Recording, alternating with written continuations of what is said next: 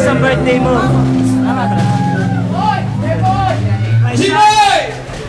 Ano, hanggang alas 2 tayo rito. Alas 4. Oh, wala na tunugan. Wala na. Dos por dos. Dos por dos tayo. Ayos. Alas 3 ka permit.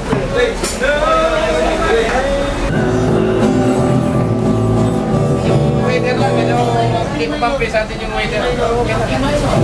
Participan natin sa birthday mo. Hindi ba ito? Yung mga price tag yun, yung tag yun mo lang.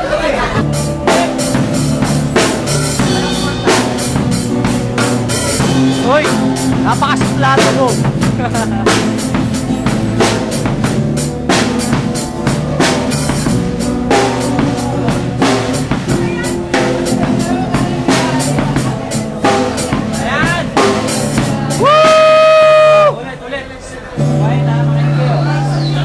Sorry, ulang-ulang pa yan.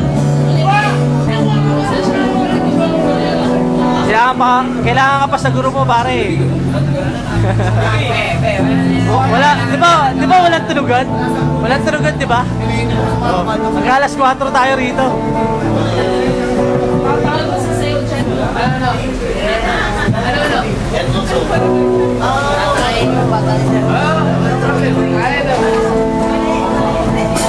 Ano ba?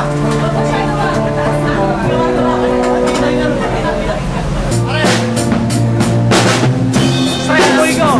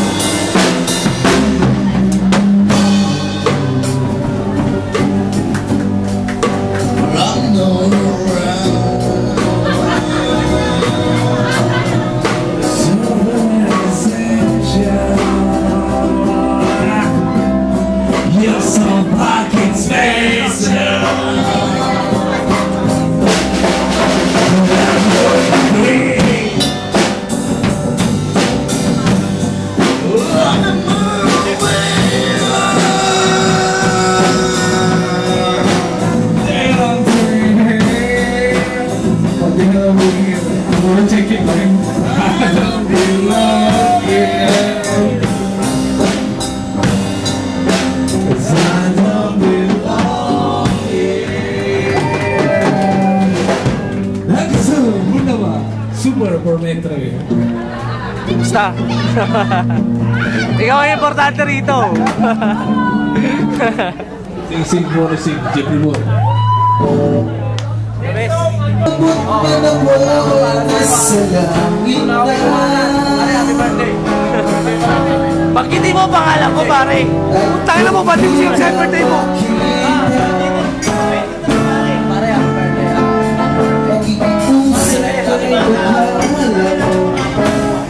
Israel nga, di ba?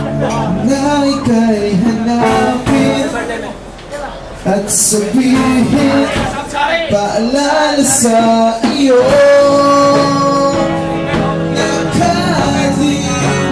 Nakalimutan sumpaan. Teka lang. Oh, ulit. Tol, Israel, ang pinagpay, parang na beso yan, mag-asawa. Napakabait nyo, panalo. Saludo ko sa inyo. Sana, Si Annabel Moigo, asawa ko, pare, pati mo. sana, Ben. Fellas, Panalo yun, sister. Napakabait nyo, sobra. Oh, yan na. Mukhang tulog ka na, pare. Oh. Tulog na yun ah. Ano? Ben.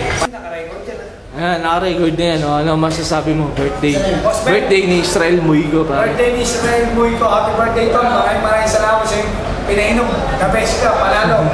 O sana, Ben. Ako ba nagpainom nito? Libre lang. Ikaw. O sana, Ben, panalo. Yung mister mo, napakabait, sobra. Tapat na tapat sa'yo.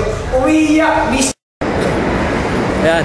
Ang date na ngayon ay November 28. Nandito tayo ngayon sa lugar ng Spain. Dito naman sa lugar ng Barcelona. Pagka sinabing Barcelona o pagka sinabing Spain, ang pinakasikat sa lugar ng Spain ay itong Barcelona na to. Kaya napakaswerte natin dahil nandito tayo ngayon sa Barcelona. Ngayon, ang crew on board natin ay hanggang alauna lang. Isang oras lang tayo gagala ngayon dahil napagbigyan lang tayo ng katrabaho natin na kaibigan natin si JR Santos na nakipagpalitan ako ng schedule na imbis ang tapos ko ay alas 2 pa ay kumbaga nagpalitan kami ng schedule para makalabas ako rito at magala natin tong lugar ng Barcelona. Ayan, papakita natin yung buong Barcelona dahil ang lugar na to na pagka pumupunta yung barko nating Albatros dito sa Barcelona ay wala tayong laging oras dahil hanggang alas 2 lang ng hapon ay aalis na kaagad tong barko. Itong mapapansin natin na pagka halimbawa may mga ganitong mga ribulto o mga statwa na leon ay dyan sila nagpapicture na alam nila na itong torre na to, itong mga monumento na to ay bali mapapansin nila na lugar ng Barcelona. Ngayon papasyalan natin itong lugar na to dahil marami tayong mapupuntahang iba't ibang lugar. Yan, ngayon inuumpisa natin galain itong kalsada na to o kalye na to na hanggang dun yan sa dulo na lilibutin natin na bawat mga gilid-gilid ay mapapansin natin na may mga ganitong mga klaseng statwa. Ito yung mga ganitong klaseng statwa ay totoong tao to na gumagawa sila nagki-create sila ng mga iba't ibang klaseng kumbaga matuwa yung mga pasahero mga pumupunta rito na tulad yan, hindi yan gumagalaw pagka halimbawa nilagyan mo ng barya ay kikilos at gagalaw yan para matuwa yung mga pasaherong nanonood.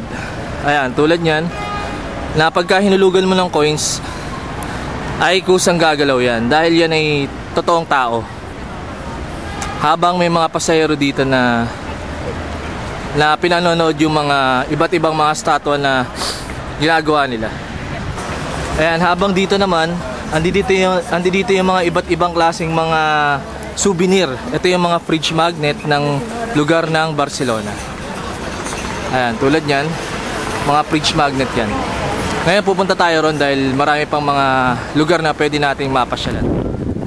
Ayan, tapos dito naman meron naman mga nakaukit na ganitong klaseng mga illusion. Yan. Noong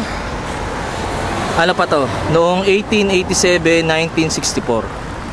Yan, papunta tayo ron. Ayan, tapos dito naman merong boutique shop